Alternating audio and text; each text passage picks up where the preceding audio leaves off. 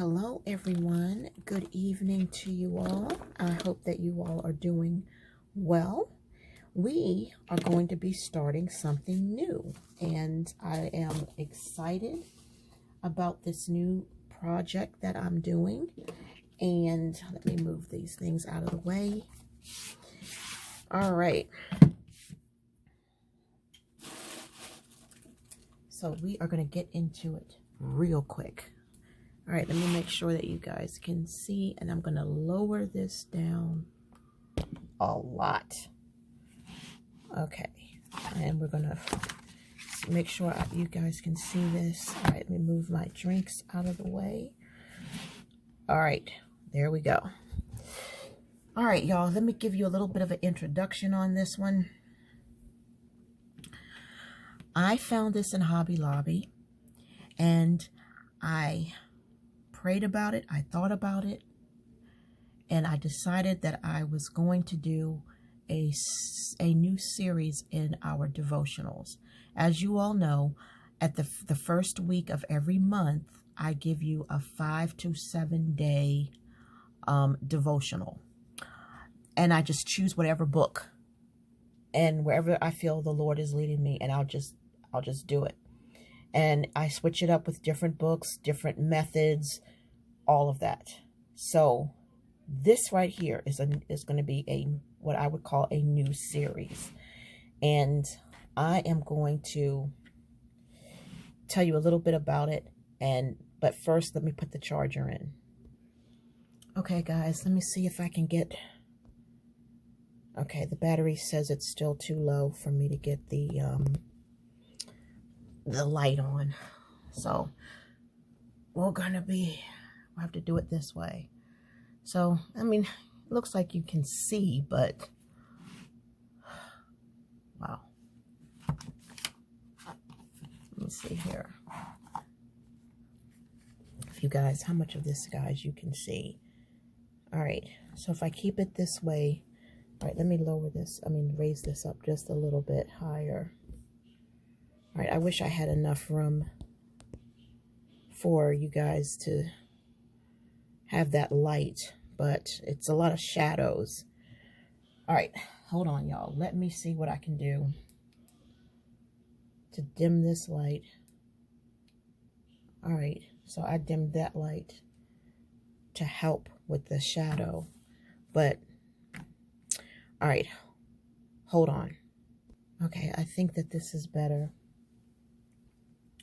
Let me see if I can brighten this a little bit more, but I still see that there's a shadow somewhere around here. Let me see if I can just angle this better. All right, you can see everything. So this is the best that I can do. I can't get my whatchamajiggy on, so it is what it is. All right, let's get into this without further ado. Okay, so we are back. It's been a while. Sorry. Okay, so this book here is 366 devotions for couples, called Mr. and Mrs. I got this from Hobby Lobby, and we are just going to start. I hope it's not dated. Yeah, it is dated. All right, I'm just going to go from beginning to end.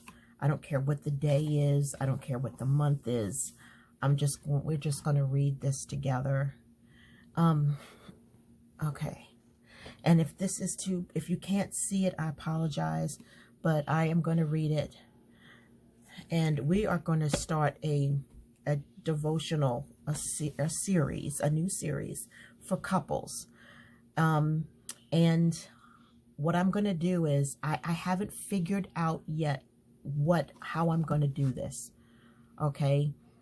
For the month of July, the last week of July, I will do a devotional for the last week of July.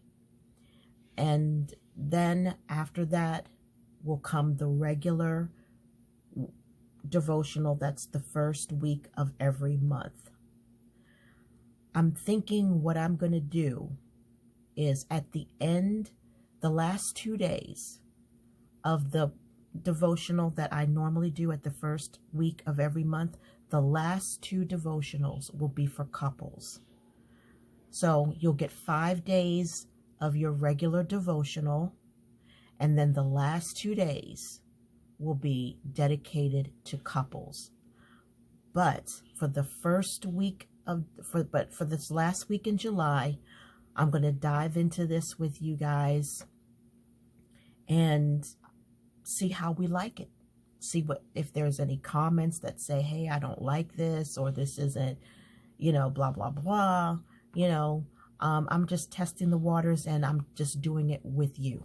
Okay, so I will not be having a new series that's a whole week at the end of the month.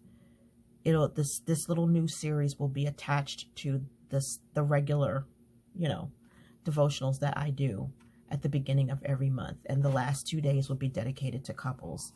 Okay, and even if you're not married, I mean, you could still probably benefit. Okay, so let's get into this, and I am going to put on some glasses because the print on this, y'all, I can see it really good. Honestly, I can. It's just that I just feel the need to wear glasses. I just feel the need to put some glasses on. All right. Yes, this is much better. Okay. Brave faith. Have I not commanded you? Be strong and courageous. Do not be afraid. Do not be discouraged. For the Lord your God will be with you wherever you go. And that's Joshua 1:9. We are all very familiar with this. Okay.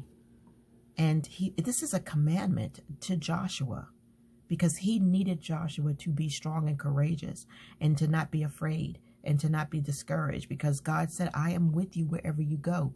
You're going to do what I need you to do. I'm going to equip you. I'm going to give you the strength to do it, and everything will be fine. But let's see how this applies to husband and wife. Over the years, let me get me a pointer. Hold on. All right. Over the years of your life together as husband and wife, God will take you to unexpected places. You'll face new jobs, addresses, and relationships. You'll tackle challenges and questions that shake you to the core. At the first sight of change, you might be tempted to run back to what's familiar. But when God's leading the way, you're called to face the future with courage. Where is God taking you today? Which aspects are the most intimidating? How do you feel inadequate to face what's ahead? What kind of disasters fill your imagination? Lay down your fears by trusting that God is in control. Take hold of his promise to be with you every step of the way. God is keeping you under his wing. Nothing that's ahead will be a surprise to him. He promises to use everything for your good because he loves you. So be strong and be courageous. And down at the bottom here it says, Lord, you're leading us down unfamiliar roads. Give us confidence in your presence so we're set free from fear. And give us courage to follow your every step all the way. I mean, this sounds like somebody that's like new in their relationship. But if you've been married to your spouse for several years, and maybe this is something that, maybe there's a turn in your marriage. Maybe things have shifted, and then you're wondering, God, what are you doing in my marriage? There are aspects in your marriage that you feel is intimidating. And so here they're asking, what is the most intimidating? And how do you feel inadequate to face what's ahead? So these are just little questions that I take this as just for maybe someone who's in a new relationship. So let's go on to this next one. 1 + 1 is 1. Yeah, one flesh, right? For this reason, a man will leave his father and mother and be united to his wife, and the two become one flesh. And that's Matthew 19:5. Moving forward means leaving the past behind. If you keep looking over your shoulder, you'll stumble and fall as you travel the road of life. To fully embrace a new identity in marriage, you leave your parents' household and you build your own. Have you left your father and mother? Is your parents' approval more important than your partner's? Do they provide for you financially? Is there pressure to arrange your plans for their benefit rather than yours? You need the privacy to work through decisions and conflicts of your own on your own. Have you offered their home as an escape if things don't work out in your marriage? Have they given their blessing, respecting you as adults with separate goals, dreams, and life choices? You are called to honor your father and mother. Their wisdom and help can be a gift.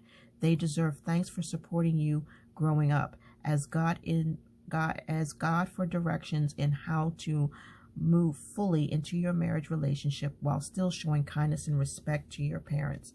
Lord, teach us how to leave our past behind and build new life with each other. Unite your hearts so that we can become one. Becoming one takes a long time. And even when you think you've become one, you find that there's still individuality that will never, ever, ever, or should never diminish. No matter what, you are an individual. You have your own likes, you have your own stuff, and becoming one is not easy. Sharing space together is not easy, at least for a lot of people. And as far as honoring your parents and stuff, and the cleaving, this is a scripture that gets turned around a lot because people think that they're supposed to do certain things with their parents. And then I saw a woman, and I've talked about this before, where her and her husband had this wonderful marriage, and the husband's mother and father got separated, and the mother was left alone and sad and depressed and lonely. And then she moved in with her son and his wife and raised holy hell in their marriage, and they ended up divorcing. He lost his job, and he was a police officer. He was physically fit. He was always in training. He lost all of that. He stopped going to the gym. He stopped working out. He got fat. He, not like unhealthy overweight, but he got pretty big. And it wasn't like 700 pounds or nothing like that, but he got big, and he lost his job. He started drinking, and his wife was so upset that he would always choose his mother over her, right? And it's like, you're a mama's boy, but I never knew you were such a mama's boy. And it just ruined the marriage, and it broke my heart because I was close to both of them. And I will never forget it as long as I live. It was like, there is a place for parents to be when it's, when they've served their season to a degree in your life, and that season, that tie has to be cut. And I could really get into this. Cleaving to your parents is absolutely not even an option. There's a difference between caring for them and respecting them and loving them in their old age, and then there's a difference between that and cleaving to them to the point where it interferes with your own marriage. And so as a result of that, it took years for these two people to get their lives back together. It took, years to meet that another person that would be right for them. It took unnecessary heartbreak. They already had 2 kids, so the kids were like torn up, and it was just all because of this one woman. All because of this one woman. One person can make or break everything. So you got to be really careful who you let in your life, who you associate with, because people are trouble. And it has nothing to do with, because that's blood. Honey, in my book, blood is not thicker than water. I'm not going to lie, because that's what I've experienced. That's what I've experienced.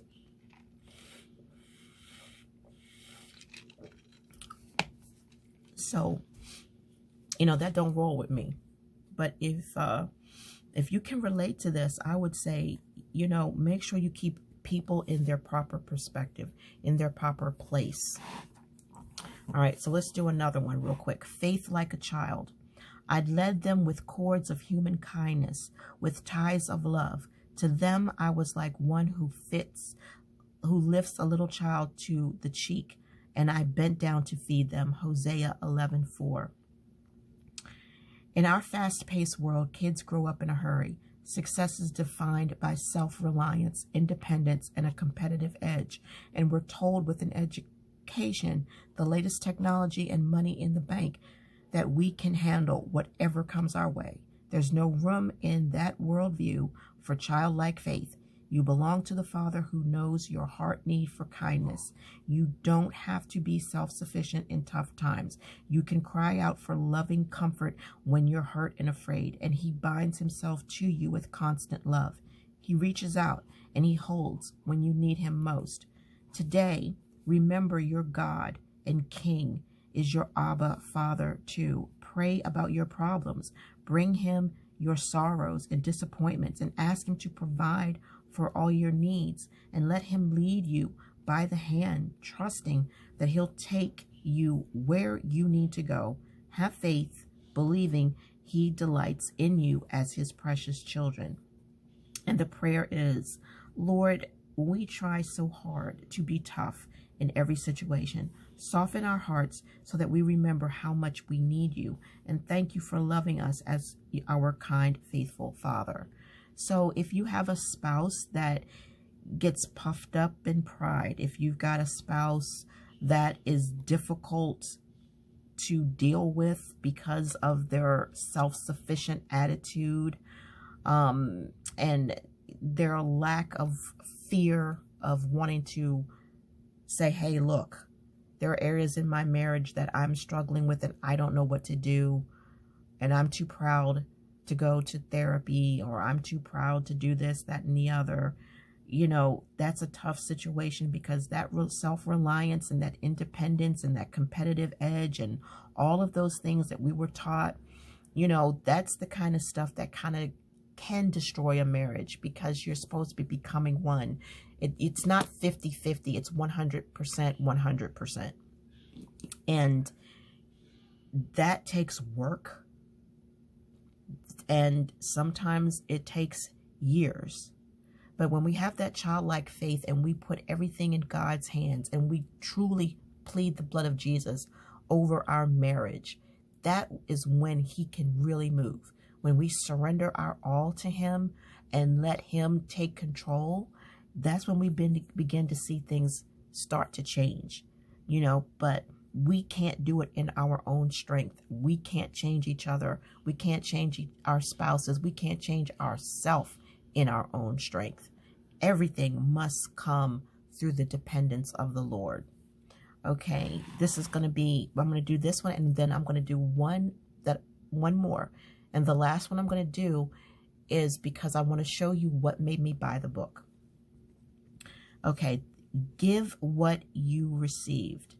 Be kind and compassionate to one another, forgiving each other, just as Christ God forgave you. That's Ephesians 4:3. Our spouse can become a target when we see them fail. We're tempted to shoot arrows of criticism, judgment, and spite. We can name every flaw and use their past as a weapon in the present. Gentleness and love are stamped out by angry accusations. I'm going to stop right there, because that right there, that is a popular thing, especially among people who have been married for several years. It is, I'm going to put it from a woman's perspective, okay? Speaking on behalf of the females, don't you hate it when your husband fails at something? And if it happens multiple times, you become very, very resentful of that. Why is that? Let me tell you why.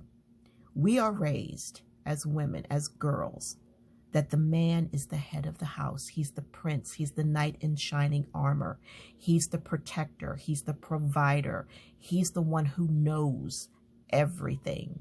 He's the one who can handle everything. And you feel safe. You feel precious. You feel priceless. You feel the safety. Why do women seem to be so attracted to men in uniform? Because it shows authority, it shows power, it shows protection, and they love it, especially authoritative uniforms. And when that man fails at something in the marriage, let's say he's not good at fixing things around the house. Let's say that the other husbands can give their wives oil change, but your husband doesn't know nothing about a car.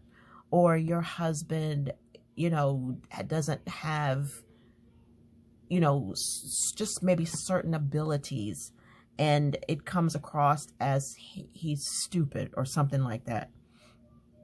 So what happens is he becomes a target because you're sick of seeing his flaws. You're sick of seeing his weaknesses. One thing women do not like or respect is a weak man. They expect that man to be strong and brave in all that he does. Women, now I'm not saying all women, so some women, a lot of women, whatever, we tend to be that way.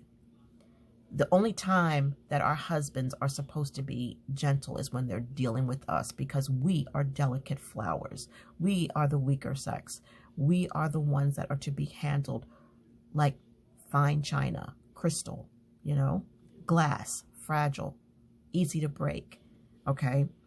We're tempted to shoot arrows of criticism, judgment, and spite. Have you ever been so ticked off at your husband for not meeting a need because he didn't know any better, or he didn't understand, or you saw the child in him and you were like, this is so frustrating? And then it's like you just shoot out the criticism. And you know what I'm talking about, women, ladies, when we get to that point, we will shoot out every single flaw that we have ever seen you do in our eyesight when you get us to that certain point. And then the judgment falls. Why did you give me a man who can't this and can't that and can't that? Don't I deserve better than that? Is that what I deserve, Jesus? Is you can't give me no better than that? This man you gave me is crumbs from your table, It says that we can name every flaw and use their past as a weapon in the present. That says it right there. I don't even elaborate on that. Okay. And men have the same ability to do this as well. Men can feel that same way if they constantly see their wife fail at something. And they could feel like, what kind of a dummy wife did I marry? This is not the, virtuous woman that I thought God was giving me. She's as dumb as a doorknob or something. Why is she so needy? Why does she always need me to comfort her? Why does she always need me to console her? Why does she always need me to think for her? So this can go definitely both ways. So gentleness and love are stamped out because of the angry accusations. I am so sick of your flaws. I'm so sick of carrying your weight. I am so sick of my day being disturbed and ruined because of your chaos, and it just comes out sharp, and the gentleness and the love, you just don't feel it. If somebody were to say, well, do you love your spouse? And like, well, right now I'm not feeling any love. I'm feeling anger. But love is not just a feeling. Love goes far beyond a feeling. Well, true love anyway. Okay, so instead, our spouse can serve as a mirror for our own heart. Why does that say that? Instead, our spouse can serve as a mirror of our own heart. The very thing that you hate about your spouse is the very thing that you are inside. The very thing that you hate is something that is a problem in your life.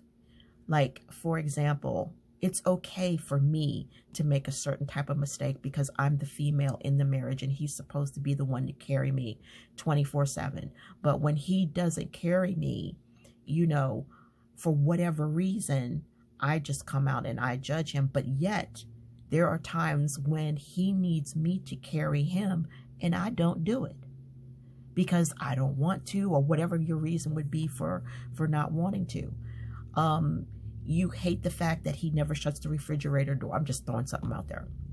But yet, how many times have you opened up that refrigerator door and didn't shut it right away and went and did something? You know what I mean? He's supposed to take out the trash and then he forgot that one day. What about the time when you forgot to cook dinner? So the very thing that irritates you about your spouse can sometimes be the very thing that you do but in a different way. Their weaknesses reflect our own. We can identify with their lack of self-control, relational struggles, and discouragement. We're reminded of times we've also lost our courage and caved into temptation. The Lord's grace toward our partner reflects his mercy towards us as well.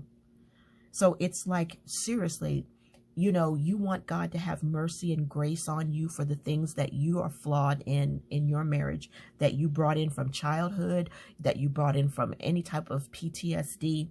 But yet, when your spouse screws up or brings in his baggage or her baggage from childhood traumas, you resent it because you expect that spouse to be perfect, close to perfect. But you don't think it. Because, who's perfect? Nobody's perfect. I just need you to do better. I just need you to step up, But really, you're looking for someone who's close to daggone perfect. It says, we're moved to show patience and understanding as we remember our need for Jesus. When you start realizing that the very thing about him that bothers you, there have been times when you have done the very same thing. And then you step back, and this is all through the power of the Holy Spirit. And you step back and you say, you know what? I've done that to him or her. The very thing that is ticking me off and angering me and frustrating me so much about them, I have done that to them in the past. Maybe not as often as they've done it to me, but I've still done it. And I need to remember that I need to have the compassion for that from the spouse that I want from the Lord and that I want from my spouse. Okay, so it says today, put down the arrows that will shatter your partner's hearts and allow the Lord to develop compassion and kindness between you. Choose to respond with forgiveness instead of anger and praise God for bearing with you through every struggle. This is hard work right here, especially when your spouse really has you frustrated, especially if it's something that is repetitive, it can be something as little as leaving your underwear on the floor, making me feel like a maid. You're always leaving your underwear on the floor. I'm tired of cleaning up your drawers, blah, blah, blah, blah, blah. It could be something as little as that could tick you off because you have other things going on in your life. It could simply be, you never ask me how my day is. You just come home and tell me about your day, and I don't give a rat's tail about your day. Let's address the elephant in the room, that you only come home to tell me about your day, but you don't care about mine. And so therefore, I'm not going to give you my attention. I'm going to make myself unavailable. Let's see. When you talk to me, I am going to show you through body language that I am not interested in what you have to say. I may even cut you off and change the subject because I am just so sick of you coming home always telling me about your day and never asking about mine. And what will happen is you will lose that compassion. You will lose it. You will lose it. You will lose it because the elephant in the room is not addressed. And then there's that lack of eye contact. And it's like, how can you be so stupid? How can you come home and not ask me about my day? How can you do that? How can you not think of me? You know? And so it's hard, but you have to choose to respond with forgiveness. Okay, the spouse had a bad day. The spouse just wants somebody to talk to. The spouse just assumes that if there was something wrong with my day, that I would say something, you know, and he's caught up or she's caught up in her own stuff. And I need to address this issue with her or with him, but in a gentle way. I am hurting. You're not fulfilling my emotional needs. And this is what I'm feeling like. And we need to talk about it. And if your spouse gets defensive, well, I do this and I do that, and I can't believe you said that I didn't give you all I got, then you know what? You got to take that to the Lord, because that is the type of person that you can't get, you can't communicate with. So what do? You plead the blood of Jesus over your marriage, and you plead it over and over. You go into detail, pour your heart out to the Lord, and let the Lord touch your spouse, because when the Lord touches your spouse, they will have a turnaround, and they will be convicted. They will be convicted, especially if they have an ear to hear, you know. And then just praise God for bearing with you. Always remember that the mirror is up, and when you do that, it will help soften your attitude toward your spouse, because you realize that, oh my Lord, I'm throwing these big heavy rocks at a glass house, you know, but I too live in a glass house, you know. And believe me, I can tell you that from experience, because it humbles you. Lord, teach us to forgive as you've forgiven us, and let us encourage one another to love and obey more fully each day, and fill us with your mercy and kindness. Beautiful. I'm going to try and find, now when I do this at the end, the last 2 days of the week, for the beginning of the week, for the regular devotional, I will be doing this, where we just let the Lord stop, and whatever we fall on, that's what we're going to read for that day. But the 1st through the 4th of January, I won't, if I remember, I won't do this. If I do, I'll see it and say, hey, I know we did this already. But I want to show you, oh, that's a good one, the temper trap. Let's see, hold on a second. Okay, here it is. When I was in Hobby Lobby, this right here was what I first opened up to, because this is where this little bookmark was at. And I was like, okay, let's check this out and see what this is for couples. And this is what it says. This is what made me buy the book. Find your lost temper.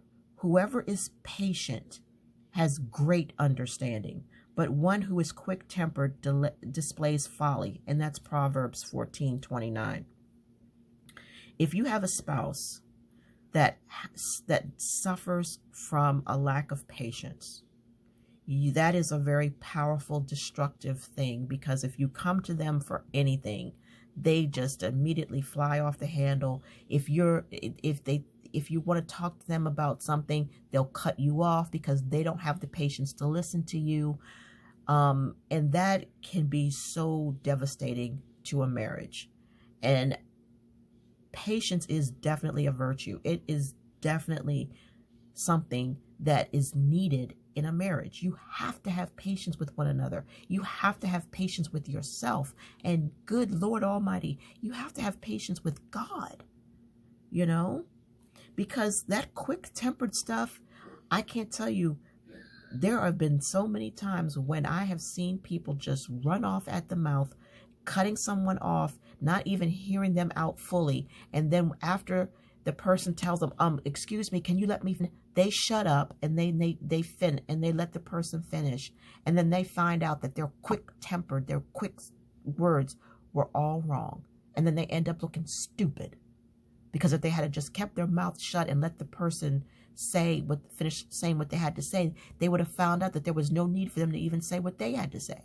But they didn't have the patience to sit and listen. And that is a popular thing in marriages, especially when you've been married for a long time and things become a little stagnant, a little stale, a little old.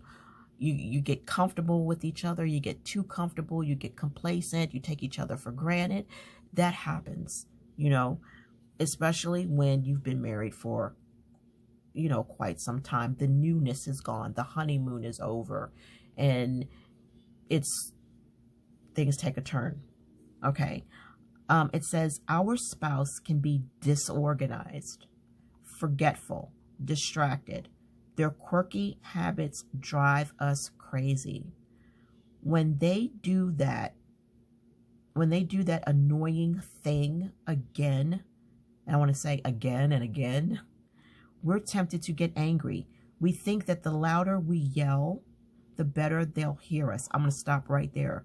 That right there, yelling is really the most worst thing that you can do, because then you're yelling and then the other person, your spouse, starts yelling, and it's this loud talk back and forth, back and forth, back and forth, back and forth.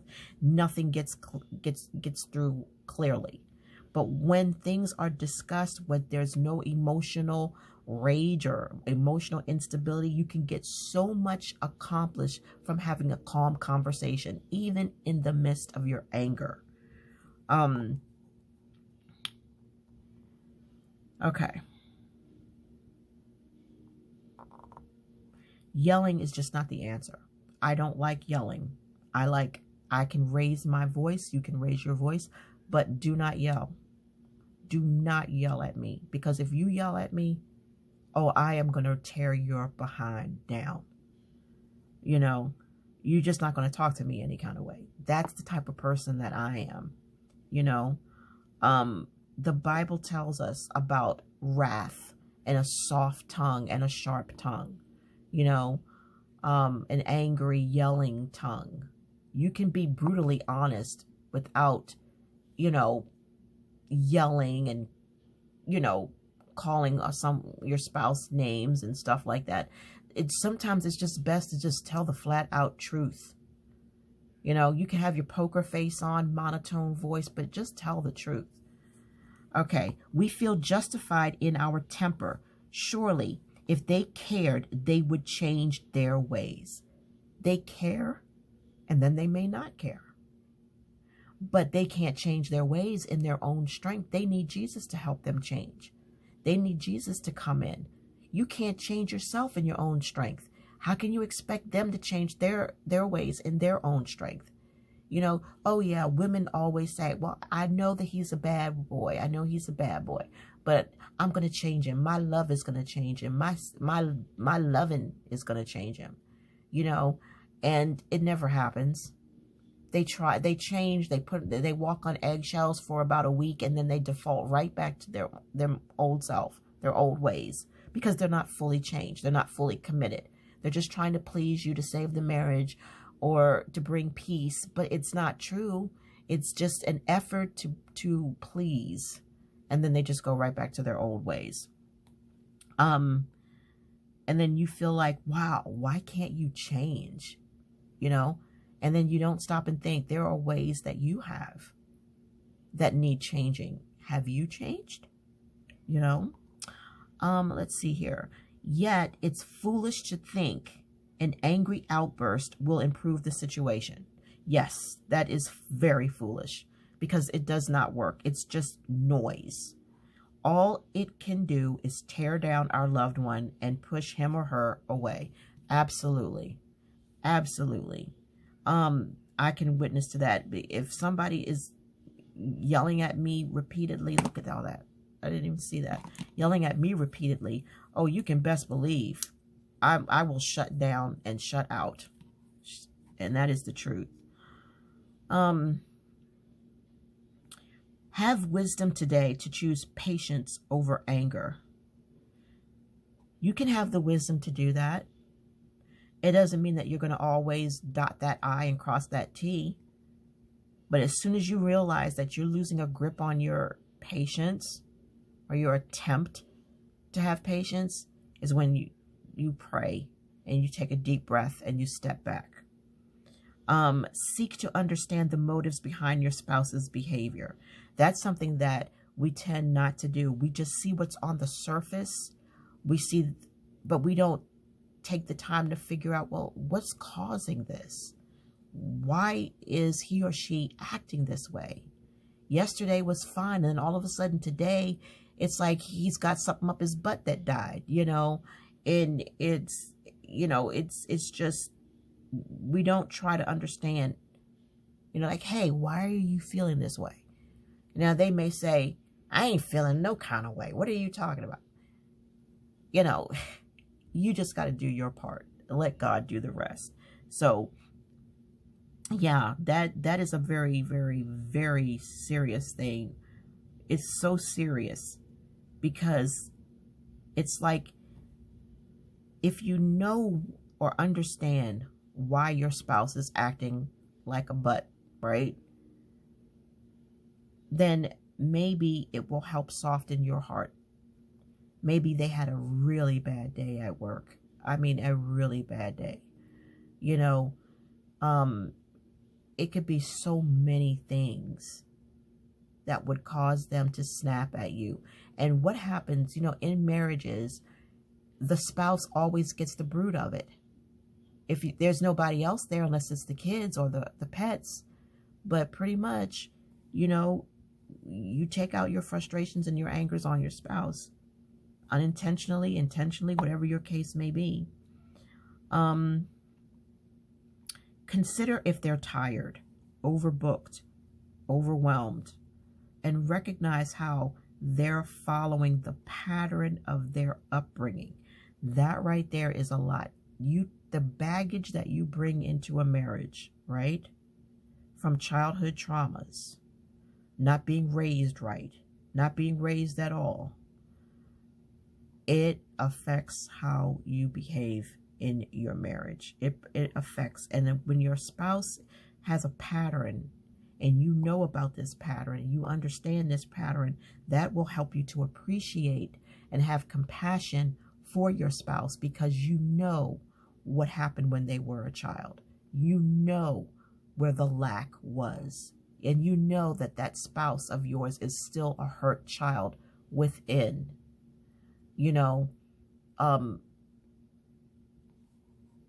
They may ask you to make them a peanut butter and jelly sandwich because they miss their mom doing it, or because they always wanted a mom who did it. And maybe the mom made peanut butter and jelly sandwiches for, the sibling, but never made one for your spouse.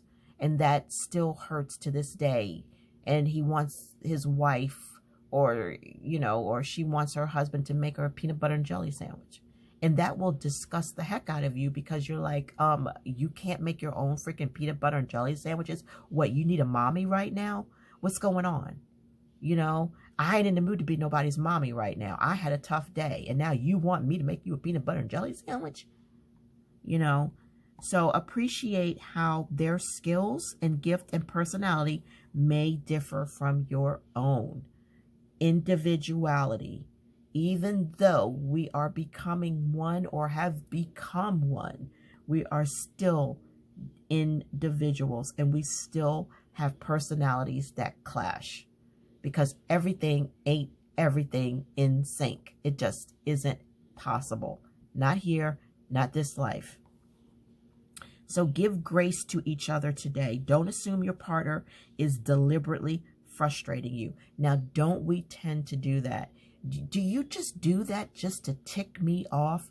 You know that ticks me off. You know I don't like that, but yet you still do it. Are you that not in tune with me?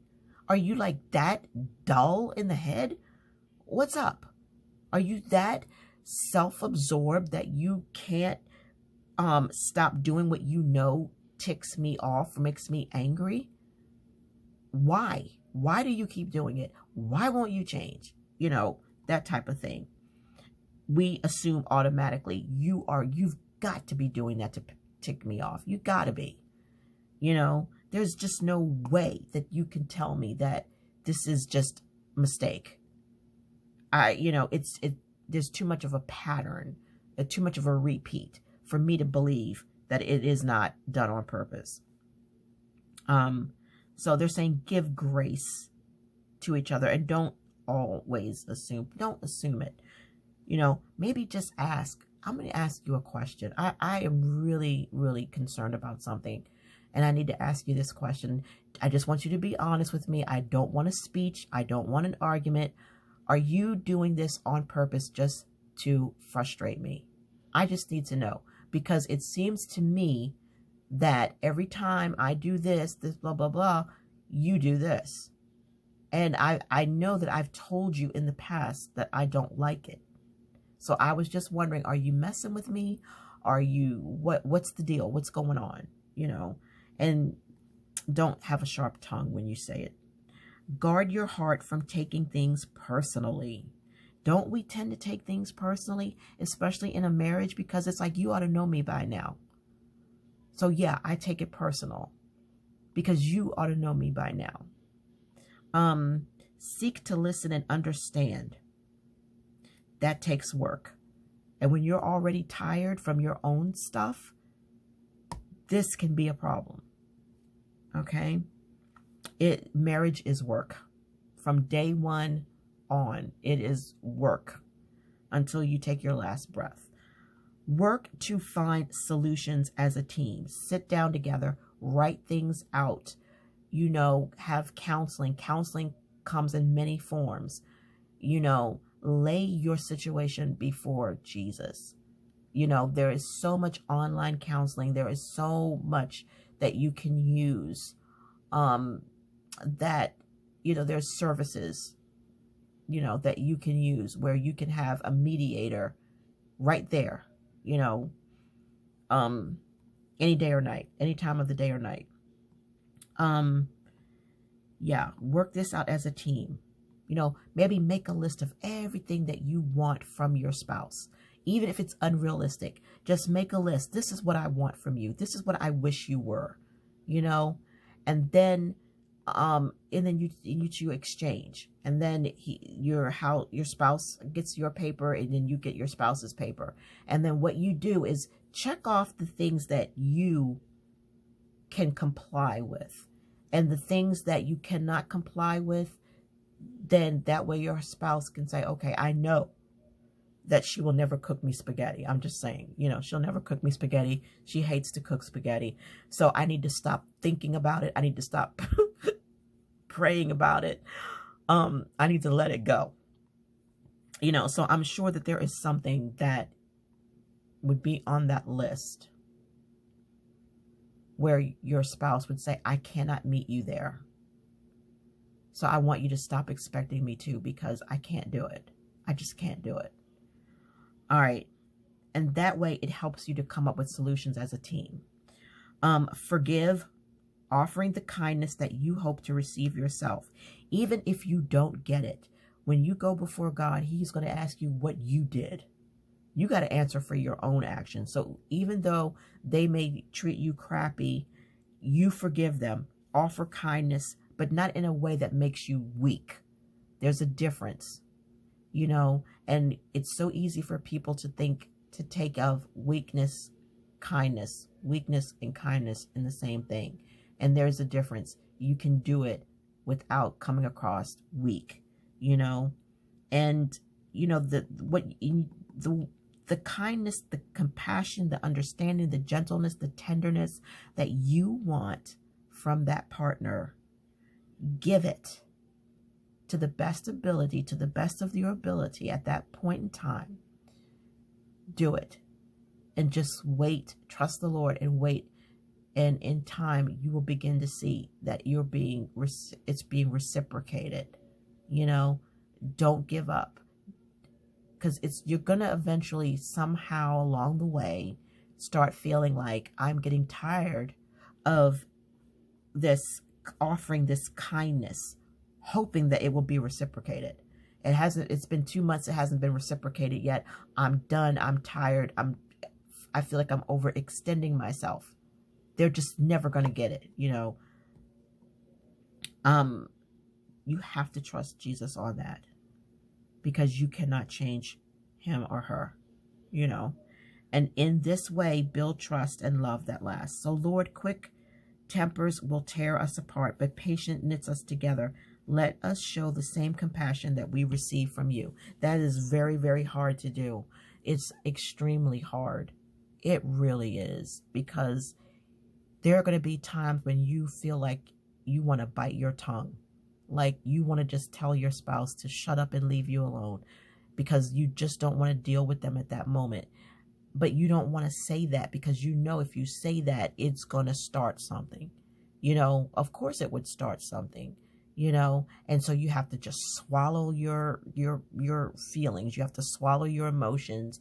You have to just grin and bear it. You have to smile when you don't feel like smiling. You have to be supportive when you don't feel like being supportive, because nobody supported you that day, and you had things that you wanted to be supported of, but, you know, and you feel like there's an imbalance in your marriage. Like, I'm always there comforting you, but when are you going to start comforting me?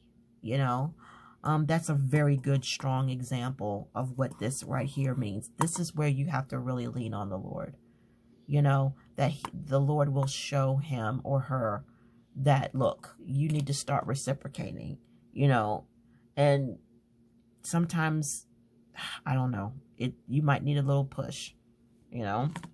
But anyway, that is what made me decide to get the book. And I love the fact that it is written by a couple who have been married. Where did I see it at? I can't remember where I saw it at. But yes, this devotional was written by Rob and Joanna, and Tegan, or what, I don't know how you pronounce their last name. But when you have been in your marriage for a while, then you can talk to me because you know what I'm talking about. So you can talk to me because you know what I'm talking about. Been there, done that, and probably still doing that, you know. So I love that this is made by a couple. Let's see, Rob and Joanna Tegan. They have been married for over 20 years and are the parents of 2 sons, 3 daughters, and they are the authors of A Dad's Prayer for His Daughter, A Mom's Prayer for Her Son. Rob and Joanna enjoy homeschooling, exploring new places, laughing with their kids, and they live in the Midwest, Michigan. This looks like an old picture, though. But that's what I'm talking about. Somebody who's been married for 20 years can tell me something, you know, because I've been married for 25 years. So they got some weight. They can tell me something, you know. So this is great. This gives them credibility with me. So yeah, so we're going to be doing this. We're going to dive into this together. Let's just get a little sneak peek. Never Alone, Take a Break, A Work in Progress, Strength and Surrender, Singing Through Suffering, Grace to Get Along. My granny would sing through suffering. The Way, the Truth, the Life. I love that. Call for Help, Wounding Words, Fragile Faith, It's a Sure Thing, Keep Believing, Moving On, A Firm Foundation, The Temper Trap, A Teachable Heart. So this is good stuff. And even if you're not with someone, maybe this can still bless you as an individual. But that's where we are right now. And I think that what I'm going to do is, instead of doing this every day for the last week of July, I think I'm just going to give you this one video, this introduction of what I'm going to be doing, and we'll just leave it here. And so the next time you see me with this book will be the last 2 days of the first week in August devotional. So we'll just do that. So we'll have something to look forward to.